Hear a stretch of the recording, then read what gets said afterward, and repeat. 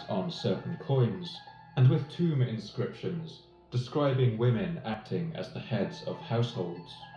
And so it's not far-fetched to imagine that the Greeks' treatment of these women may have offended the NABBATEANs' cultural sensibilities. Another tantalizing flashbulb comes from the records of the Roman Jewish historian Flavius Josephus in his account of the Jewish Maccabee revolt against the Seleucid Empire nearly 100 years later. The revolt was led by a Jewish priest named Judas Maccabeus, and at one point he and his brother Jonathan fled from Seleucid forces across the river Jordan.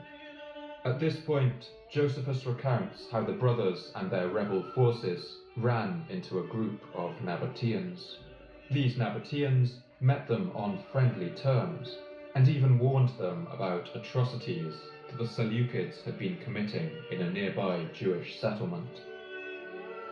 Now, as for Judas Maccabeus and his brother Jonathan, they passed over the river Jordan, and when they had gone 3 days' journey, they lighted upon the NABBATEANs, who came to meet them peaceably, and who told them how the affairs of those in the land of Gilead stood, and how many of them were in distress, and driven into garrisons, and into the cities of Galilee, and exhorted him to make haste, to go against the foreigners, and to endeavour to save his own countrymen out of their hands. To this exhortation Judas hearkened, and returned to the wilderness, and in the first place fell upon the inhabitants of Bosor, and took the city.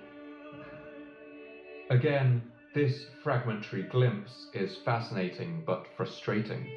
The NABBATEANs seem to have had a long-standing friendly relationship with the Judean people, and were apparently supportive of their rebellion.